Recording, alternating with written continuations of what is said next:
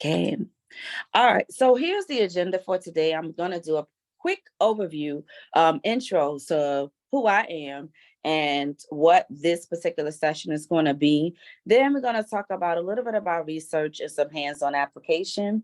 Then we will break up into groups and do kind of a share, thoughts, ideas, questions, and then we'll share those out and wrap up. So this is going to be a power. It's a little bit more than an hour, but it's going to be powerful and it's going to be fun. So please make sure that your voice is heard in all kinds of ways possible. If you're connecting to something, if you have a question, let me hear it.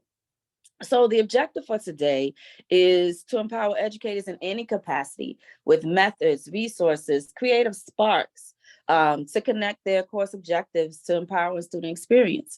So that's the biggest thing. We want to make sure that we are empowering our students, empowering ourselves as educators, as well as empowering our students. So it's kind of like that reciprocity of educational energy.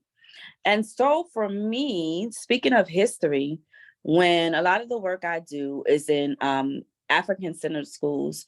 And so one of the things that we talk about is say, when we introduce ourselves, we never come into a space by ourselves. Our students never come into a space by themselves. They're coming with the experience of their family, their parents, all that's going on in their household. They're bringing it into the class with you. And so we kind of have to deal with all of that and teach too. And it's a challenge. It is a challenge. It's not one that we can't just rise to and keep our sanity. That's always the plus right there. And so for me, when we introduce ourselves, we don't start just with I. We said no one is self-made. We always have family, people behind us. So for me, my family is from Nigeria. So I'm a not traditionalist. I study a lot of culture from Nigeria. I study Native American culture. I study cultures, traditional cultures from around the world, because those are the things that made society whole, made society resilient, made society very rooted. And so I incorporate into every single thing that I do. I was in a public school for close to 20 years. Now I have Yeye's Academy. I'm an arts coach and education specialist. So what I do is arts infused in the public school, professional development in the public school. I have a nonprofit organization that uses culture as a basis to empower young people.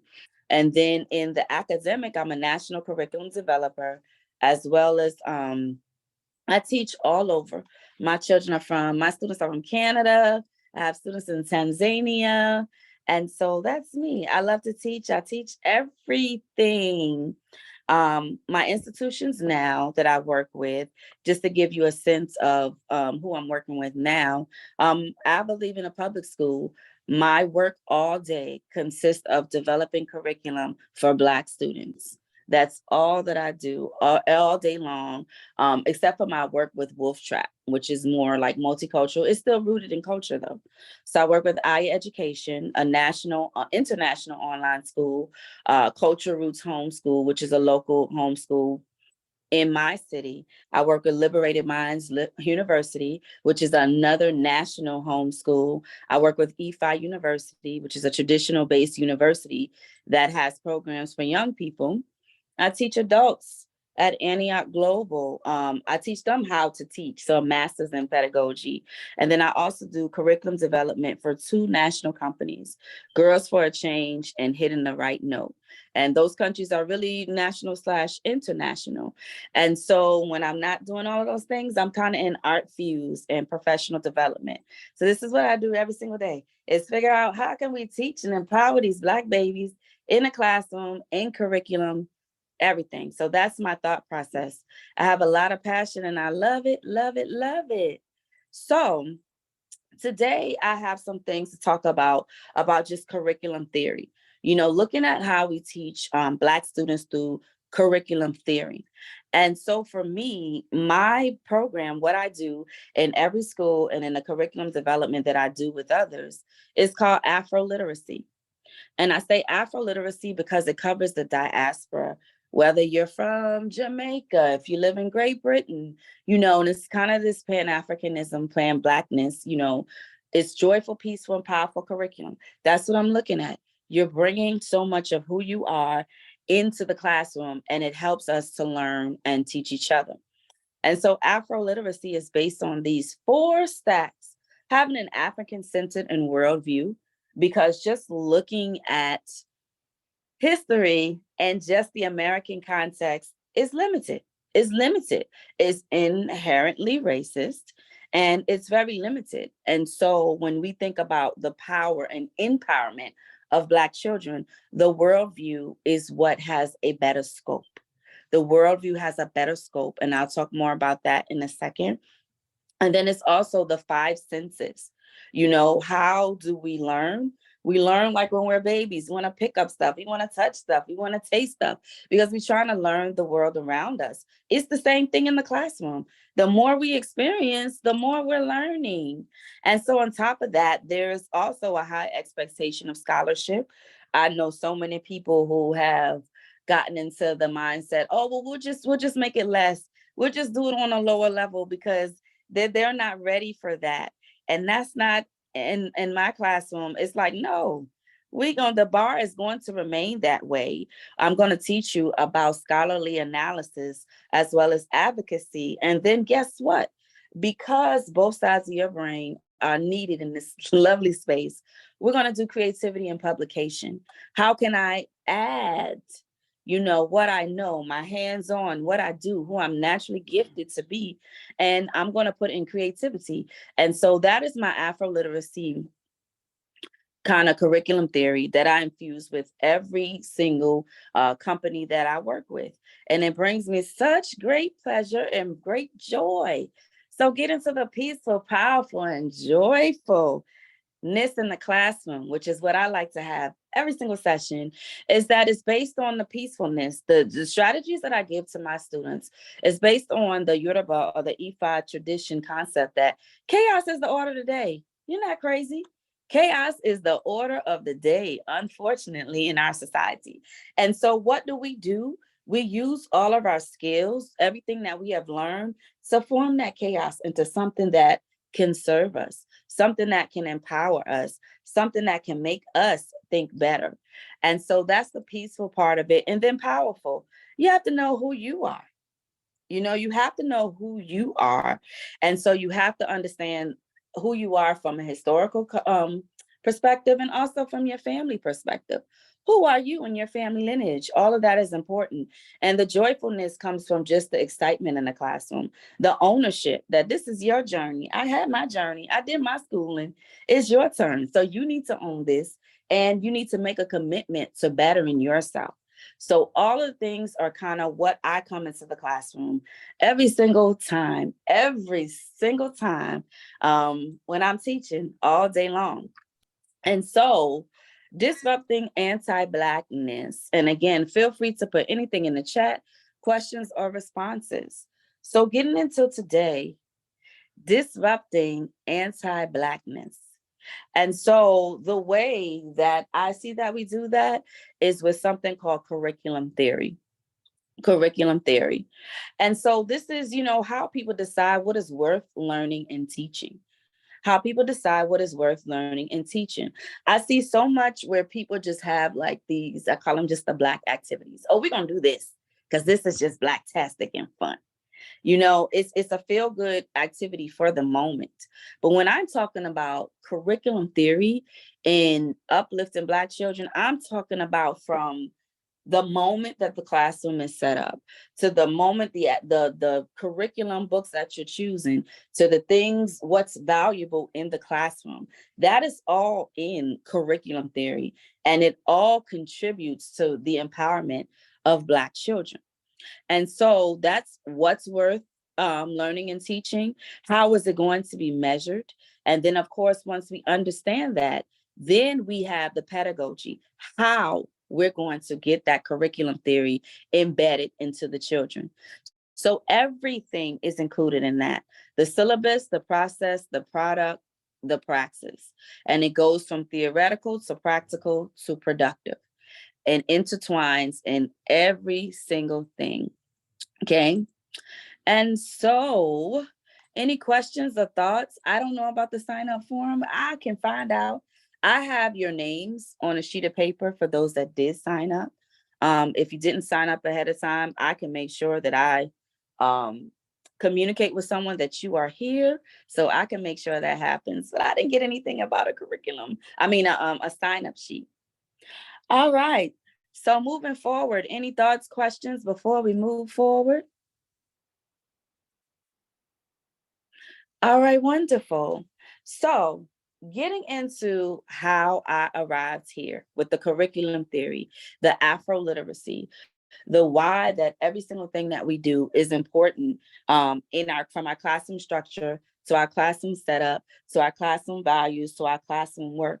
I'm going to share with you all a little bit of the research that is the foundation for the activities that I will share with you all later. And so by Dr. Kunjunfu, just talking about the whole thing, the achievement gap is not caused by racial factors. It's caused by curriculum supremacy, which is biased curriculum and pedagogy. And a lot of times people may seek to fix the children when it is the pedagogical practices that needs to be fixed.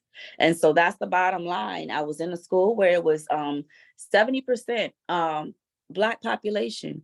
And then we were still sitting in these meetings. So what are we going to do with the Black children? And I'm thinking to myself, the majority of the population in the school. So there needs to be a look at the curriculum, the look at the standards, the look at the values from the classroom to the whole school, because that's important to make sure that we are avoiding curriculum supremacy. And I work with a lot of online schools. I work with in-person schools where the curriculum is seated from the viewpoint of the children, and I see wonders happen. So you said explain pedagogical.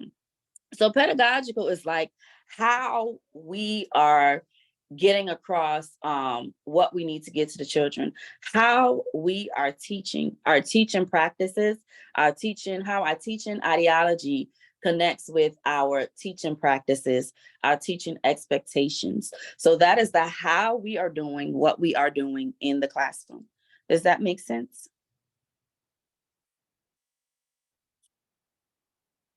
I want to make sure that that makes sense. And Yes. okay, awesome. All right. So yes, that's the how. So now another one of my favorite scholars, Malcolm X, who said that education is an important element in the struggle for human rights. It means to help our children and thereby increase self-respect. So the education, what you bring out, we look at the word and we break it down, what you're bringing out of children. Education is an essential part with understanding like, are they going to be able to be leaders? Are they going to be able to function on their own? Are they going to be able to have critical thinking? And a lot of those things are affected by our pedagogical practices. How do they see themselves in education? Who do they see themselves in education? Depending on the material that we choose, or are there always people that's outside of who they are? Meaning, can I do those things? Do I see people that look like me? Do I see people that come from where I come from? And so education is that modal where we can elevate students. And so when we look at history versus our story. So in a lot of the African-centered schools where I teach, it's not called history, it's called our story. Our story, looking at the world from what happened with our family, looking at the world from what happened with our history. And that's a way to rediscover identity, increase self-respect, affirm identity for empowerment and growth, looking at greatness by examples.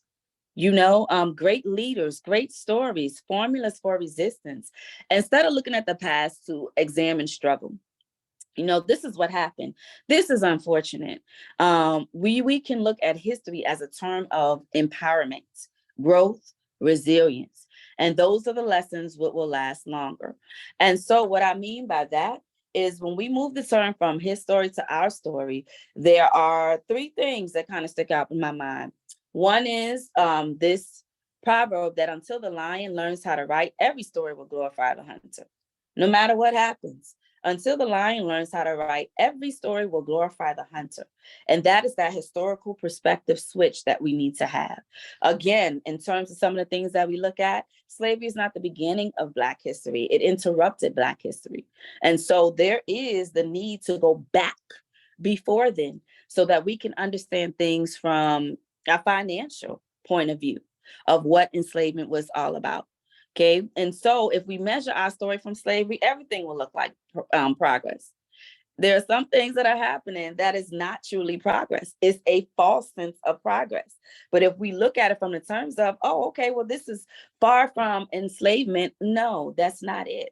We have to go back before then, so we can understand and put everything in its proper place. So re-examining history is another great way to do that. So with Professor Smalls, when he talks about African culture, it's not just the drums, the dashiki, the bubbles, or the natural hair. Same thing if you're looking at just Black history. It's not just the fist up, the afros, and different things like that. It's the philosophy, the ideals, the customs, the understanding of community, the understanding of Black duality. I can be this way at home. In school, I may need to change. All of those things are important. Everything has meaning. Symbolism is one of the most important things to Black children and Black communities. Symbolism. So all content has intent. All intent has content. And that's what we need to keep in mind when we are selecting things for the classroom. So with this one, I talked about the worldview of education, expanding, because this country does have a lot of inherent racism and curriculum supremacy. So it's important to look at Black culture and Black children and Black communities from the worldview. And that expands all kinds of resources, all kinds of examples. So it expands all of that. And again, with education, we're not just putting in, learn these facts, learn these thoughts, learn these ideas. We're bringing it out. We want the children to come to thoughts and ideas on their own, then it'll last longer. And in thinking about that, education is not linear. It's not where I teach you and then you have to tell me in whatever this assignment is what you learned from me. It's a circle. We teach each other. I learned so much from my children, and I'm like, okay, because the world is constantly changing. They see the world in such a different viewpoint. And so sometimes the things that we are teaching, it needs to be slightly altered because every generation of children comes with a different energy. So we have to be ready to shift and we have to be ready to change. And so one of the schools that I work with, oh my goodness, we're talking about all this social, emotional stuff going on. They have nailed it. The Aya curriculum theory, I'm working with them to get their curriculum theory into books because and I will showcase some of the things that they have. The biggest one is feelings as messengers, getting children to be very emotionally literate and knowing what to do with their emotions. River of touches, how we relate to and react to and interact with our students are very, very important. And I'm going to share some of those things in a few moments. And then with Sabufu Some, just saying that, we are the teaching spirit. And I mean, just the innate energy of the children. When we connect to that, there's nothing that we can't get them to do. So it's just about getting them fired up. And simply that's knowing who they are. Are children writers? Are they painters? Are they leaders? Are they introverts? Are they planners? Are they lonely? And integrating different things that we know about our students into how we teach them is very, very, very important. And then the last thing for research before I get into the application is that words have power. Names have power. Words are symbols. Language creates reality. All of those are different. All of those are important. Like with students, when I do the implicit bias, and I'm telling people, don't give that child a nickname. Learn how to say that child's name. In different cultures, names is powerful. It dictates the journey. It dictates the energy around them. And so, we don't give the child a nickname. Words have power. We have to learn to say their name. In the school Aya that I work with, they don't use the term slaves. That term, they may use the term captives, or they may use the term enslaved Africans, but they don't use the word slaves because it's important to know that doctors, different things came over. So again, we want to look at connotation. We talk about connotation. We want to look at the connotation of the words that we are using in the classroom. We want to look at the connotation of words that are in the material that we are sharing with the students. All of those are from forms of empowerment. And so language is so important. All right, any feedback, questions, thoughts, points of clarification before I get into these activities? I want to make sure that you all have a chance to share. So if I'm going so fast, let me know. All right, and I'm gonna check the chat, and feel free to unmute as well before I get into these sample activities. All right, wonderful. So how does all of what I am saying apply in the classroom? How do we use these things to disrupt anti-Blackness and empower Black children? Here are some activities that have been just so amazing in the classroom. This general education and creating culture and climate. When I want my children to not do something or to learn or to stop a behavior that may not be as positive for them, I do it by giving them proverbs. I said, tell them the proverb, we talk about it, and they can tell me how it applies in their lifetime. And so the proverb sticks with them a lot longer. We can always go back to it. And I think for one student one time who was just had to be just the center of attention and different things like that. And so the students would even say, come on now, calm down. And I think I gave them the proverb one time that said, it is better to make your absence felt than your presence known. And we talked about that as a class. And then I noticed with the behavior of that student, it started to just gradually calm down. So Proverbs to me are ancient wisdom that I use to help my children. My students develop their character in class, mantras for things that I want the students to achieve. That's disrupting anti-Blackness. The world is always in our students' ears, telling them what they're not, showing them different things that is happening, to them. And so you have all the news and social media, just all this negativity. The mantras help to replace some of that negative noise with some positive noise.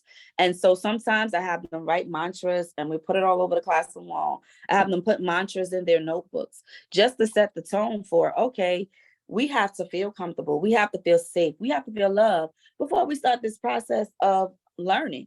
So mantras are a great way to do that. Cheers and chants. My homeschoolers, we start with every morning with cheers and chants. Oh, the last one, let me see. Sorry, excuse me to interrupt. Is there a way to scoot the slide over to see the whole thing? Because it's kind of cut off from my perspective. Is it cut off for everyone else? Or is it just me? What I can do as well. Centered from here. Say it again. I was just saying it looks centered from my perspective. Okay. I also, and this is what I should have put in the chat. I was looking at that time, me and time. For those that want a 3D, maybe if you click on that link, it may be more centered for you. That's the 3D perspective. It's right there. You can see it, feel it. Okay, it's thank right you. there. Yeah, so hopefully that should work. Okay. And so that last one that I said, what is better to, that one when I said it is better to make your absence felt than your presence known. Ooh, my baby was so full of energy. Absence felt than to make your presence known. Okay, it's better to make your absence felt than to make your presence known. Okay, awesome. All right. And so other creating in the cheers and chants, when I'm trying to get my students to write, we said when it comes to writing, there's no one and done. And they repeat after me, work hard, so we feel like we won. And so just little things of empowerment to get them just amped up about what we're doing. I know writing is difficult. I know some of the things that we're doing are difficult. In the morning, my middle schoolers, virtual, hardest thing to teach. We do a roll call. Vice of passage, y'all, the eye away, using the power of our mind every single day. And so I just get them into it, get them excited, get them engaged, and just get them feeling a sense of pride about what we're doing. And then theme songs, and I put their names in worksheets. If I'm using a worksheet, I very rarely use a worksheet. If I am, I might just change the worksheet around, put their names in there, and just to make sure that we establish culture. My middle school, public school, we used to have villages, and I used to put them and put a village name up there. And then I would tell them what it meant to be in a village, to be in a community. And so sometimes we would have inter-village or inter-community competitions. Okay, which village is going to win? Just to have them a sense of pride of community. Because I did have a student say to me one time, why should I care about the community? The community doesn't care about me. And so that's a deep conversation to have. That's a deep conversation to have, because with a lot of children, we talk about our accountability. It's not just the self-made individual journey. We do have an accountability to other people. And so instilling that in the classroom is a great way. I talked to you all about the Aya education and what we do with social emotional learning. And one of those biggest things is, for all of my schools and classes, I create books so that my students can have what they need to affirm themselves. So I'm never pulling just anything off the internet. If I am adjusting it to meet the needs of my students. Because I know that for me, my goal was, if I can't heal through my teaching, empower through the teach, I don't want to do the curriculum. And so I just started writing my own curriculum. And so we talked about feelings as messengers, hoping to the false narrative of being too emotional, too angry. And we talk about how you use these emotions. And there are 6 family feelings: mad, sad, scared, joyful, peaceful, and powerful. And we should most times be joyful, peaceful, and powerful. So if we're mad, what was the violation? Did somebody do something to us? Then that's the case. We need to set limits. If we're sad, we're going to need to ask for support, space, time to grieve and let go. If we're scared, we're going to ask for protection. And that works so, so well with our middle schoolers, to give them a sense of how to communicate what was on their mind, in their heart. And so we also talked about being authentic. What is authenticity? And how can you try on ways of being authentic? Self-focused, participating fully. And then they would even say, I know I wasn't being authentic today. This was on my heart. This was on my mind. It gives the whole class common language, because again, they're coming from different households. They're coming in with different energies, different ideologies. This gives us a common language, using all of what Aya calls the warrior healers and builders. And then we're moving on now to thinking, feeling, and doing. What am I thinking about? How does that make me feel? And what do I need to do to resolve that? And so that is a great social emotional practice that we feel that our middle schoolers need so, so much. And it's working. And so what I want to play really quickly is, we do these demonstration page for the community. The community gets to come in and see what our scholars are doing. And so this is one of our middle school scholars who's about 8th grade, between 7th and 8th grade, our middle school scholars, who is talking about Dear Fam, feelings as messengers, and how he processed his feelings. So I'm going to play that. And then again, if you have questions, comments, put it in the chat, please. So, Bonafam, I was disappointed in myself after receiving my first 9 weeks reflection final exams grades at Aya. I was disappointed in my poor performance because I was messing up and not focusing when I was in class. My family members told me repeatedly to stop playing in class, which made me disappointed in myself and my lack of control and discipline. Then I remember you told me about the 6 emotions I could be feeling, and I realized the feeling of disappointment fell under sad and scared. Now I know I need support, space, and time to grieve and let go. Now I know that I need support from my family and instructors to know that our relationship is still good. Space to understand that I've been messing up and need to change and let them know that I can do better. Time to grieve and let go and understand that I've been slipping up, and letting my family know that they weren't trying to cut me down, but they were trying to tell me that I can do better, and that I know I can do better than what I have done. Reassurance from my family, peers, instructors, and community. I'm feeling much better about everything, even working on doing better. I appreciate having the tools to understand and process my feelings and ask for what I need so I can keep on keeping on in my joy, peace, and power. Sawubona, Akani James Alcantara. Okay. And so that's what the whole class had a chance to just work through FAM and to do their feelings as messengers. And we got to talk to each other. You must be feeling sad. And so they really, really encourage each other. And this helps with, okay, sometimes they're frustrated in math. And we're like, how do we process this?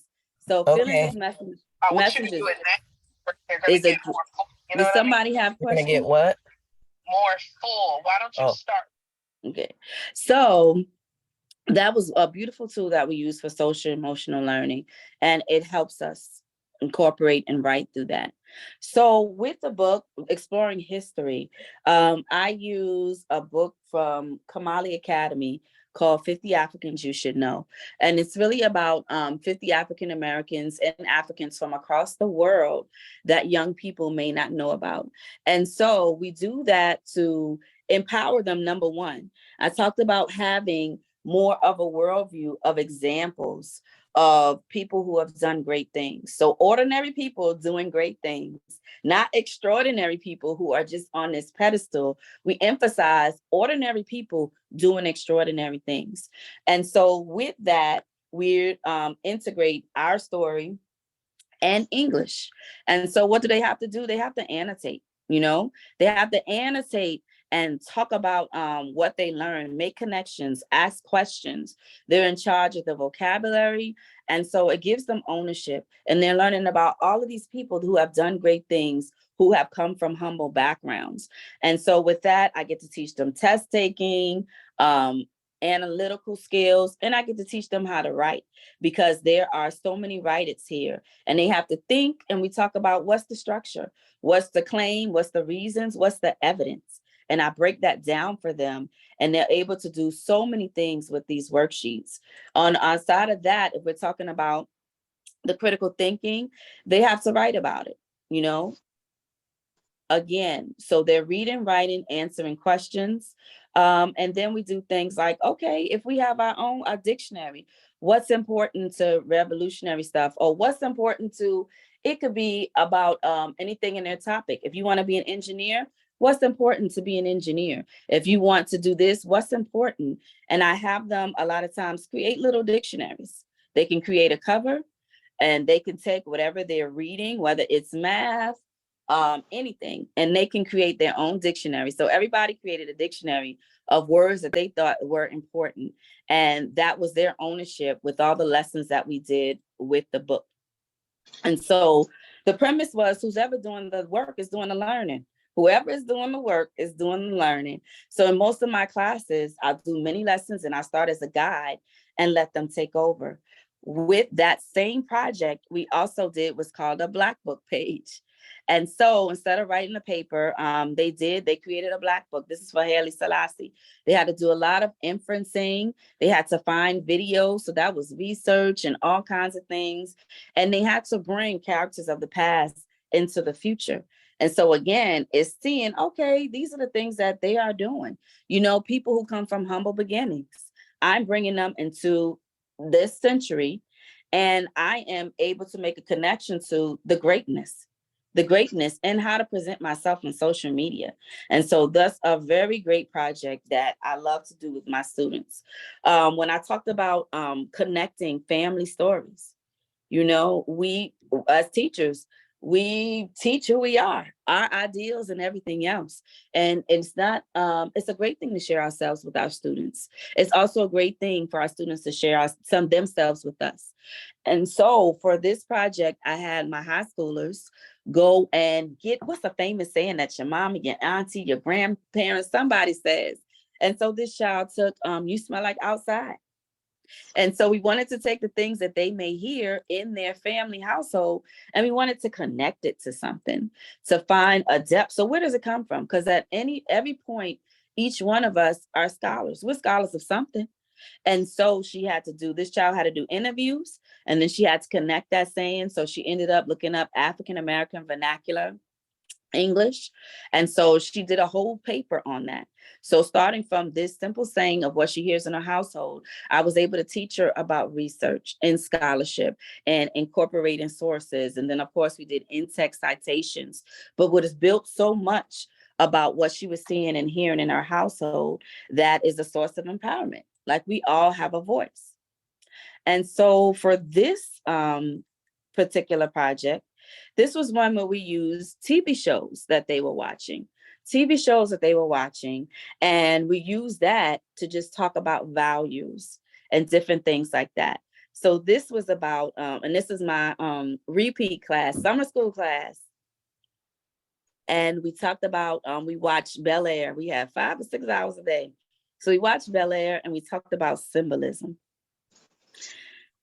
And this was such a great, great, great project to talk about things that were going on in their community and activism and just different things like that. And so we did a lot of work with what they watch, what they listen to. And this is a music project that I had them do. And the basis of looking at history, one of the ways that we look at history in the class is when we're talking about things that didn't end out favorably. We talk about storytelling from the inside out. And so that when we look at Black stories, especially in this country, it's not from playing the role of victim, but it's looking at lessons learned. And so in this particular lesson, I show them how you can take music. So we did Slick Rick, a children's story. And so we researched who Slick Rick was. And then we did keyword summaries. Okay, let's learn about Slick Rick. And then when we did that, we realized, okay, he was a mastermind using keyword summary. He had some hard times. He ended up in jail because he made some mistakes. And so we go ahead and we looked at the lyrics. Now, how does this apply to what Slick Rick was singing about? Oh, well, he's singing about the little boy that was robbing and stealing. So I wonder if, he has some regrets in his life. And so we look about that and talk about that.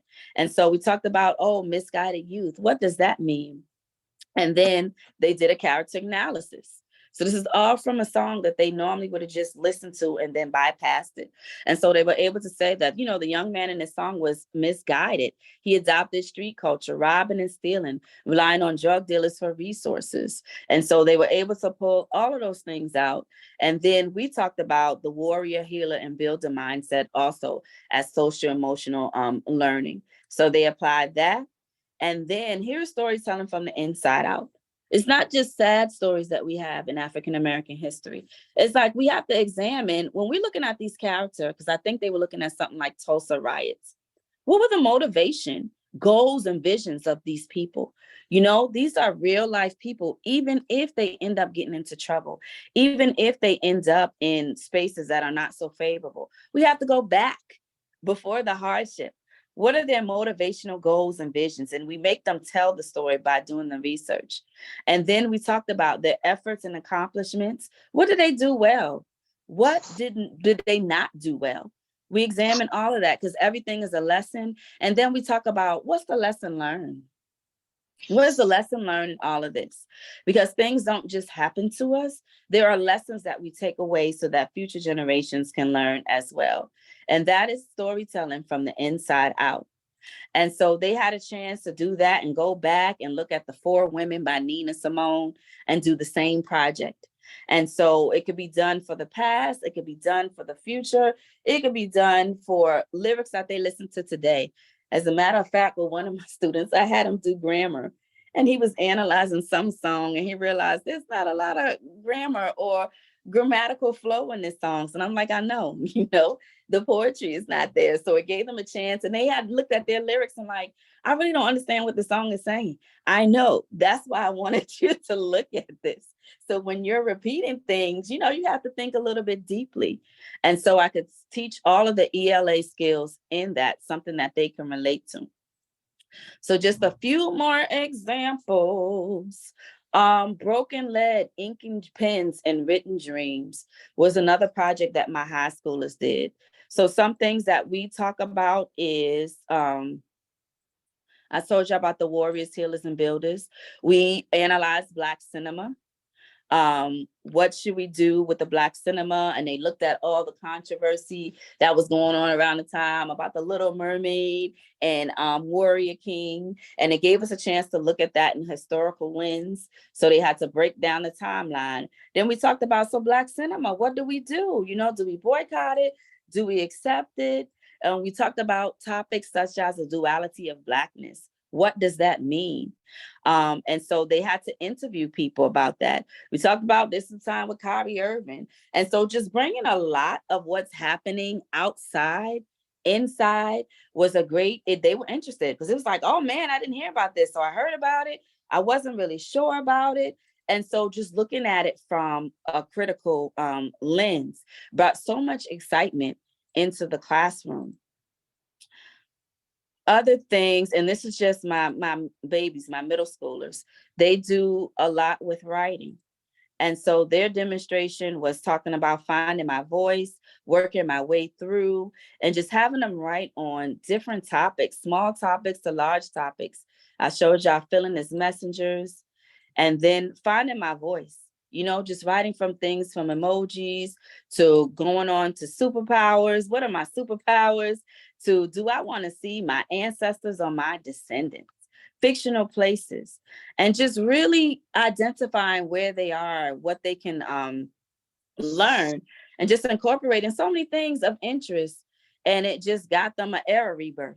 And so just those beautiful journals, this is a great relationship building, the journals and everything else. So I love doing that. And so this is, let me see what I want to show y'all, because I want to share and I want y'all to share. I'm gonna stop right here for right now. Any feedback, y'all? Give me some feedback. Any feedback? Is it making sense? Do you have a question? Is it not making sense? Talk to me, y'all. Yes, sir. Thank you. I'm sorry. The bell, you can't hear it? No, I've been telling I don't think she's on us. Okay, anyone else? Is it making sense?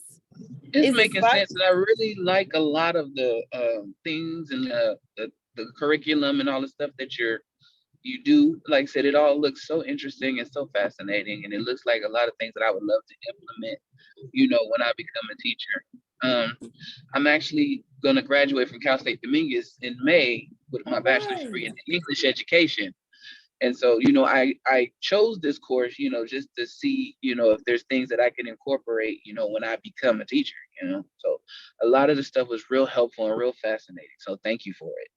Okay, awesome. And you all, yes, congratulations on your upcoming graduation. And everyone will have a version of this in the presentations for today. I will make sure I upload it, and you will have it to see it. Because this talks about the duality of Blackness. When we do it, I have them do multimedia, because multimedia of Blackness to me is important also known as as a well. double life. It's when you have to change up the way you learn how to live because it is too black-like or ghetto to be accepted into formal society. A very small example of this double life can be if someone in your workspace asks you if you have time to do something. Maybe normally you would say, I ain't got time right now. But in order to be formal or not ghetto, you would say something like, I have no time at the moment. This is just a very small example. Okay. And so we talk about that. We talk about what that means in the workplace and everything else. And then they're able to, because we know work skills, job skills is very, very important and things that they need. Yes, quick activities. Yes, I'm gonna look in the chat. I'm gonna show you Loom. I love Loom. This was a project that they did, a follow-up to boycotting or accepting cinema. Some of us as Black people have thought of simply boycotting Hollywood and creating our own media, while others believe we should accept the media. However, the answer is neither, and there are reasons why we can find a solution in both options. Should we completely accept the cinema? Absolutely not. Evidence shows that major movies made about Black people or involving Black characters have been unreliable most of the time. Even as more Black characters have significant roles in today's media, it appears that there can be no film made about us without something happening that makes some of us upset. The characters always come from single-parent homes, live in a community without many Black people, depend on a white person to save them, and or resemble stereotypes. A lot of these situations, such as coming from a single parent home, are realistic and relatable to a lot of Black people, but there are many Black people who come from two-parent homes as well. However, rejecting cinema as a whole is not the solution. While we must analyze new films released about Black people, we must not throw all cinema away, for if we do, we will miss out on so much. Many Black films usually do have a good message despite how disappointing they can be. It is imperative to find a silver lining and look for the good messages in these films. We can use these films as inspiration to make our own movies and TV shows, and it is encouraged that we as Black people create our own media. In the future, perhaps more Black filmmakers will rise to fame and create relatable films without disappointments.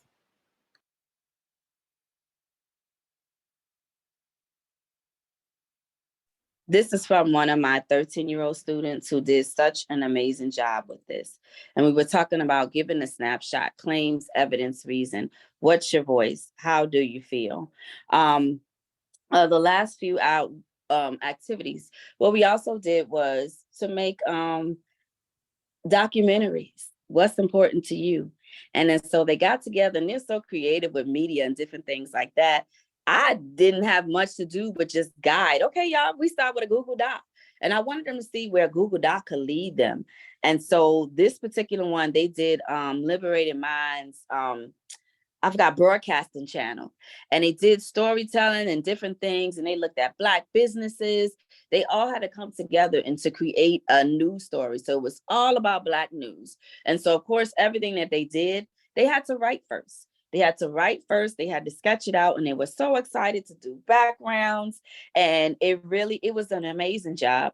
And same thing with this, during the pandemic, my public school, they had to take Black History virtual. And so again, we started with a Google Doc, and they pieced together so many beautiful things. And it was exciting for them to be excited over everything. And so to the question of quick activities, I would say the quickest activities would be little proverb snapshots. And I say quick activities because with a thought, because when I do these things for these young people, I am looking for something that can go over a few lessons. I'm looking for, I can take this one project and I can talk about good character. I can talk about literacy. I can talk about community connections. So for me, it's not just the one and done. It's like, how can we tie in everything that we're learning? Because the thing that we want with Black children is be able to, well, all children really, is be able to take what we're learning now and apply it to life. So that's another thing. I do not teach anything that cannot be applied to life. Some kind of way, it's important and it can work somewhere. So quick activities outside of a snapshot or a cool down, I really don't have them because I need them to have the rigor of multi-step tasks, which they struggle with. Commitment to an assignment, just like commitment to a job. It's going to take time. It's going to take work. You're going to do it. And when you get to the end, you're going to be like, oh yeah. So outside of warm-ups and snapshots, I don't have anything quick because I want to maximize. I want to maximize what I'm doing with the young people. Does that make sense? Kind of, sort of. Okay, the 6 feelings. Yes, I'm going to show that to you. What I wanted to do is I wanted to take about, we get out 11:15. That gives us, I wanted to take at least about 10 minutes for you all. Let me ask you all, would you like to get into groups and talk about some ideas that you have? Or did y'all want me to keep sharing activities? I should have did a poll. So what would you all like at this time? It's all about what y'all like. And I'm going to give you the 6 primary feelings. I'm going to put the chart in the chat. So let me hear from y'all. Keep sharing activities. Okay. All right. Awesome. And before you leave, I promise y'all, I'm going to put that 6 feeling in the chart. Okay. So more activities. This was a book that I wrote for homeschoolers. For homeschooling parents. A lot more parents are homeschooling. A lot more parents are not teachers like you all. And so they're really having a time connecting. And so connecting the skills to what their children need. So I'm going to skip to the middle school portion. Let me see. And this one, if I went directly to my Canva, it would let me skip. All right. So some of the things that I have for the parents as far as middle school. And so, of course, with context clues, little things for vocabulary. We did root word bingo. We did an affixed graffiti wall. We talked about the history of graffiti.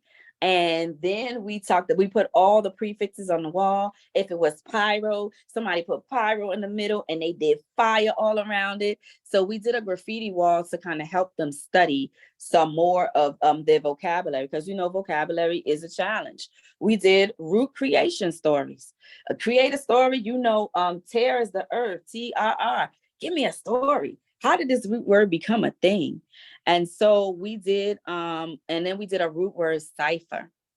So here they had to do was choose 3 to 5 root words, and they had to come up with the cipher.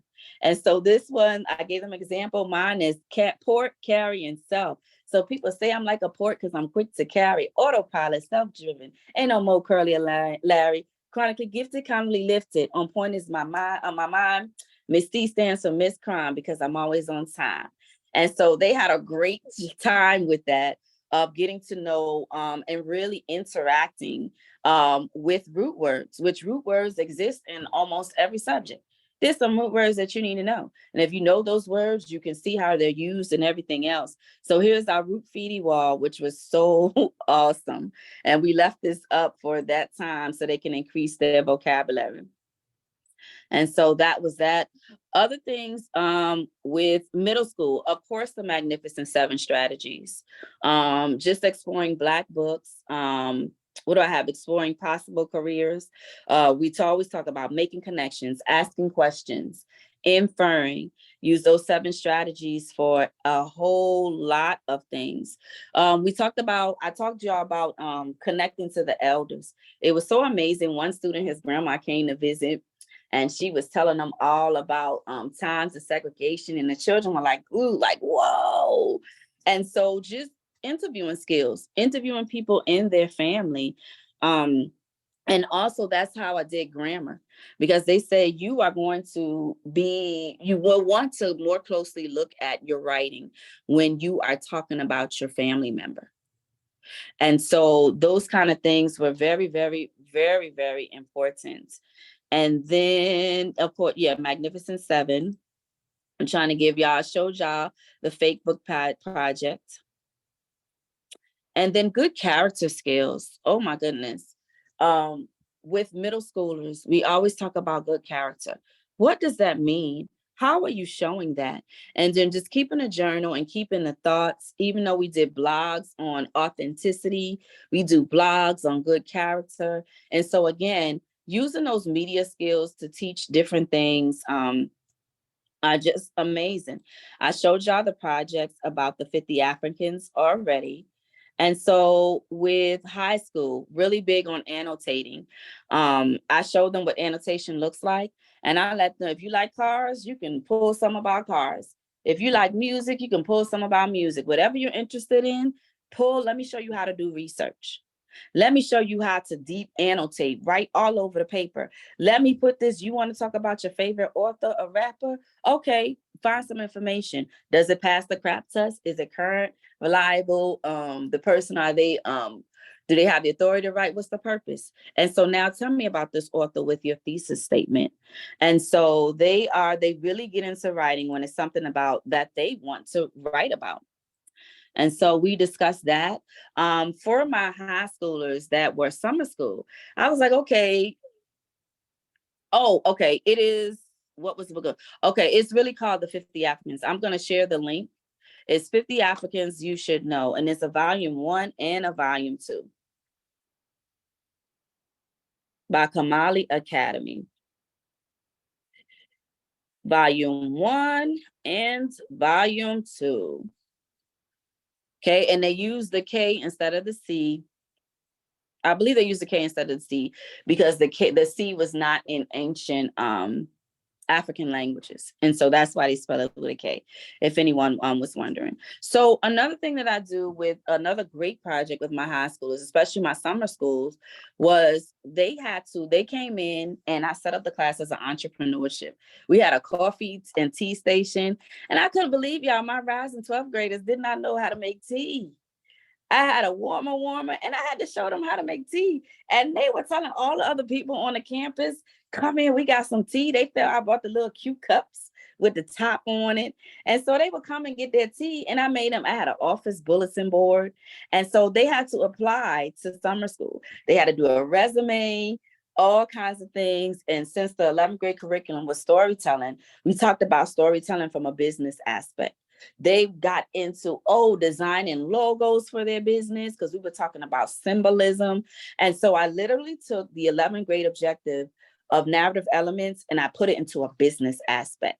So we were talking about newsletters. We watched Bel Air, talked about all the character elements, and say, suppose you were sending out a newsletter for my business. What would the story be? And I made them do a job fair, and I integrated narrative elements with entrepreneurship.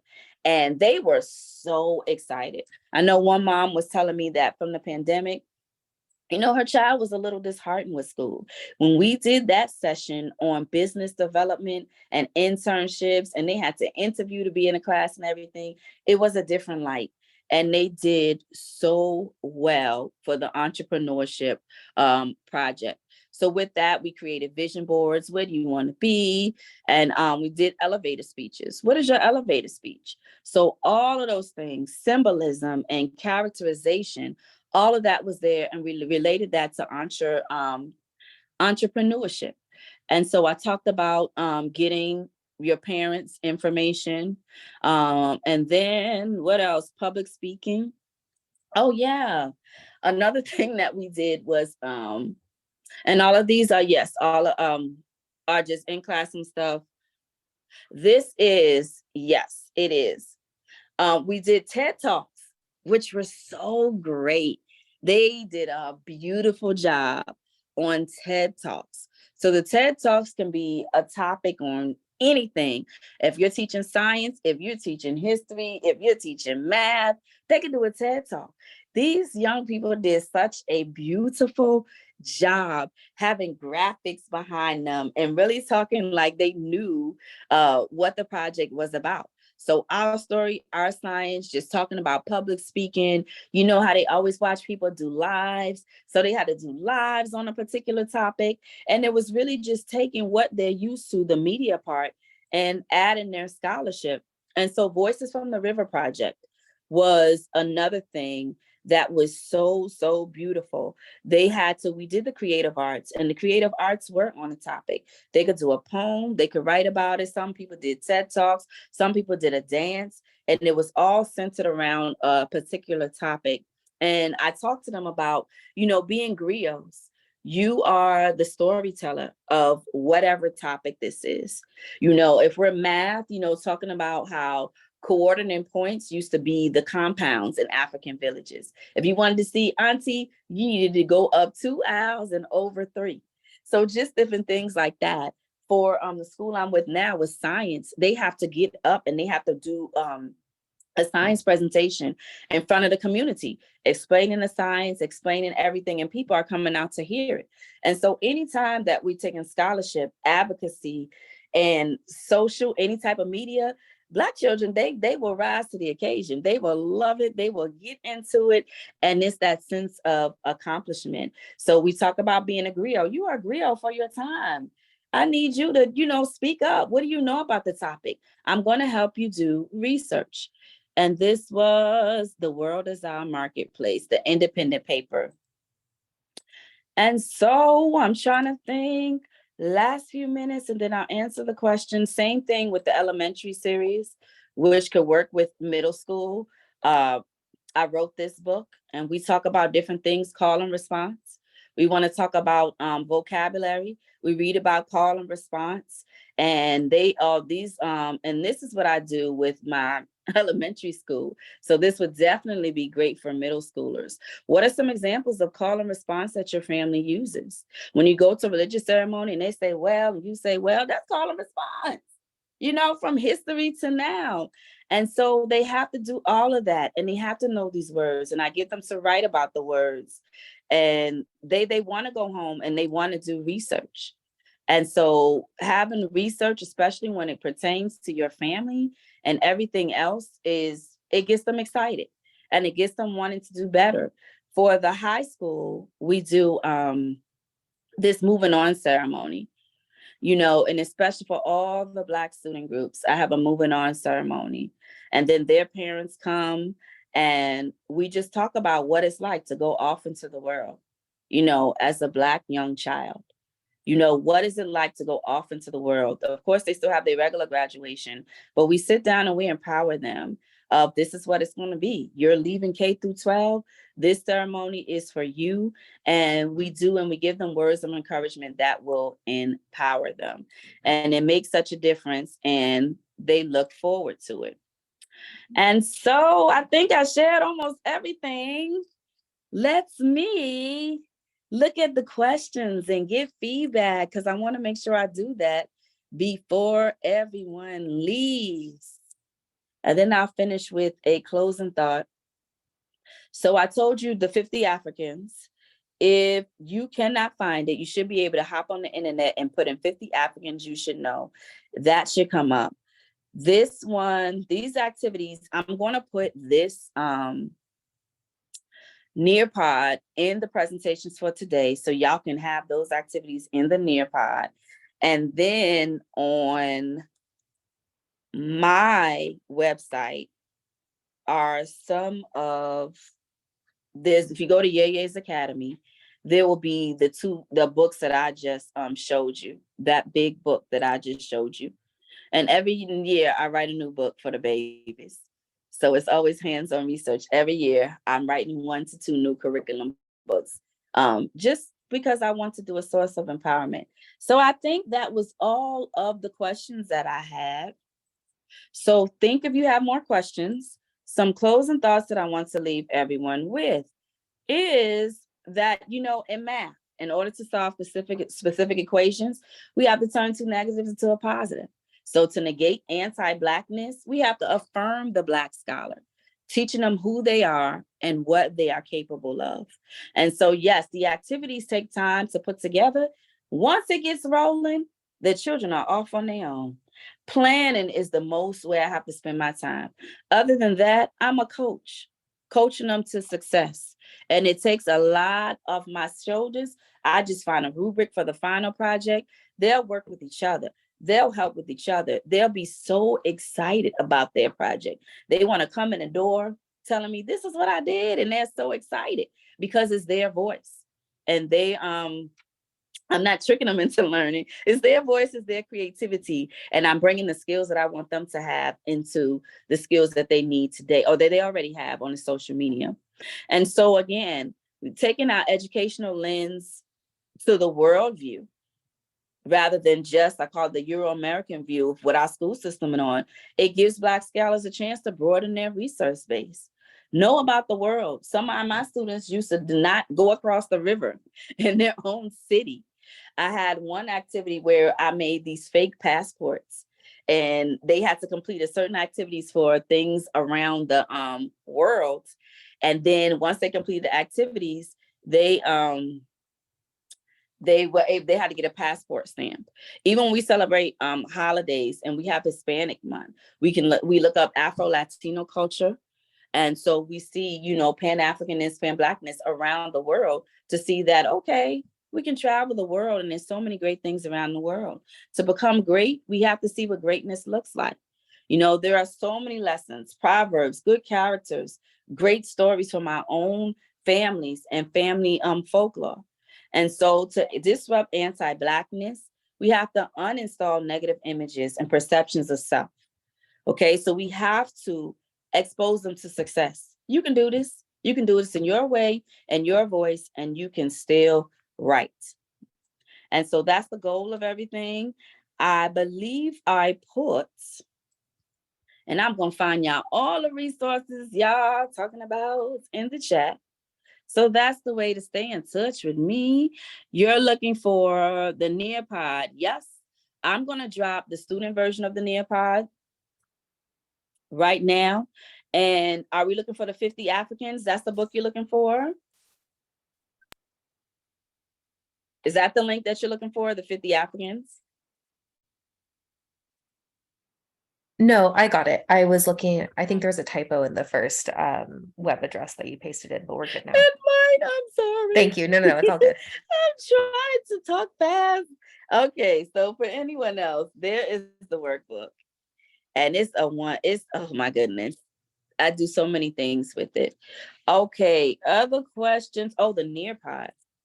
Nearpod. Any other questions, feedback, takeaway before you all leave? Was this, I know you shared earlier that these activities are helpful. You all have my email address. This is what I do and love to do. So if there are any questions, anything that you're thinking about, anything that you need resources for, y'all have my email address. Email me, reach out and let me know. Other than that, if I have not heard your feedback, I would love to have your feedback. What did you take away, like, or enjoy about the session? I am getting ready to put the student pace Nearpod in the chat, which will have all the activities in it.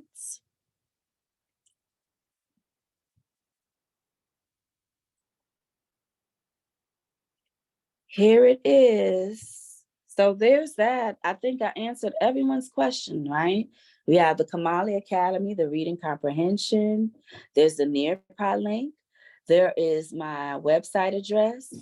And for some of the books that I've shown, I'm going to give you that direct address. And I believe I have fulfilled my obligation for today. Thank you all so much for spending this power 70 minutes. It's a little over an hour. This power 70 minutes with me. So that's everything I promised everybody. Scrolling back up. Yep. Oh, the 6th primary. Oh my goodness. That was the last thing. Someone asked for that. I'm getting ready to give you the 6 primary feelings right now. I'm going to snip it and put that in the chat for you. Oh, actually, you know what? It's going to be in the Nearpod. Is it okay if it's in the Nearpod?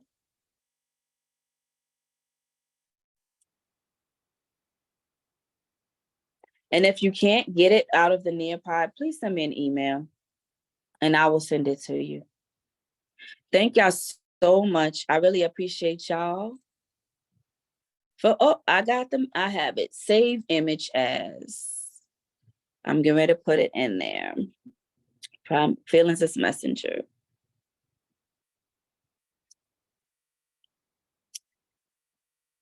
Now I have fulfilled. Hold on.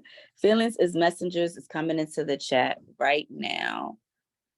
And that school actually does every 2nd and 4th Saturday, they do workshops on this. Boom. All right, I did what I said I was gonna do. Thank y'all so much. I really appreciate y'all. Have a great rest of your day.